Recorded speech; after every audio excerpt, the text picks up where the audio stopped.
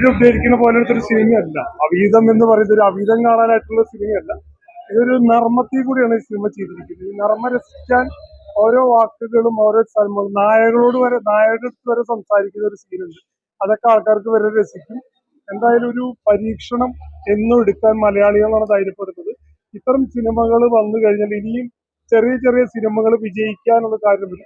എന്തായാലും നിർമ്മാതാക്കളും അല്ലെങ്കിൽ E4 ഗ്രൂപ്പും ഒക്കെ ചെയ്തിരിക്കുന്നത് നല്ല കാര്യമാണ്.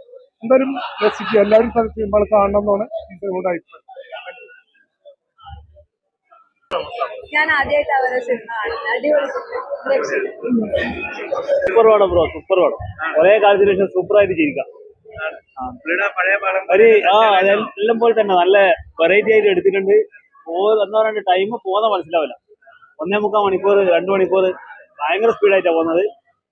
എല്ലാരും എൻജോയ് ചെയ്യാൻ പറ്റിയ പടം. ഫാമിലി ആയിട്ട് കാണുന്ന പടം. കോമഡിയേ ഉള്ളൂ. തിയേറ്റർ മൊത്തം പൊട്ടിച്ചിരി തന്നെയാ. എല്ലാരും കാണും, ഫാമിലി എല്ലാവരും കാണും.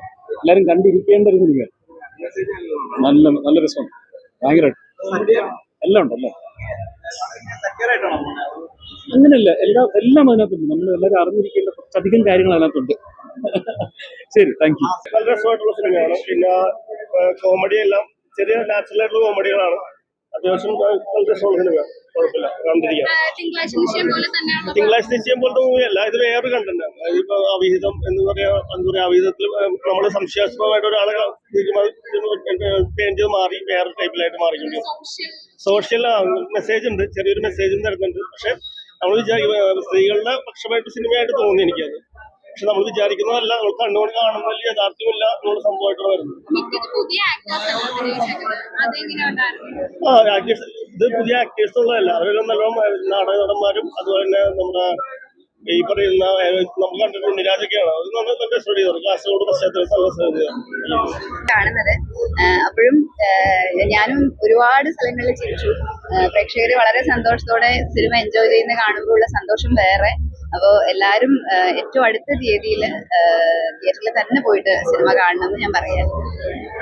ഇതൊരു ഫാമിലി കാണാൻ പറ്റുന്ന അവീതം തന്നെയാണ്. തിരിച്ചറിയാൻ പറ്റുന്ന അവീതമാണ്.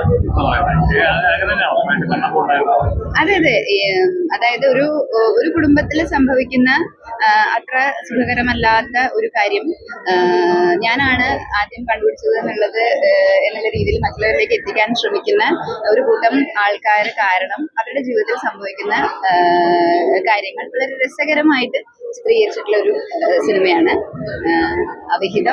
വിഹിതം എന്നൊക്കെയുള്ള കാര്യങ്ങൾ ഇതിലുണ്ട്. അപ്പൊ അത് എന്താണ് എന്നുള്ളത് കൃത്യമായിട്ട് നിങ്ങൾക്ക് മനസ്സിലാവണമെന്നുണ്ടെങ്കിൽ സിനിമ കാണുന്നത് വേണം.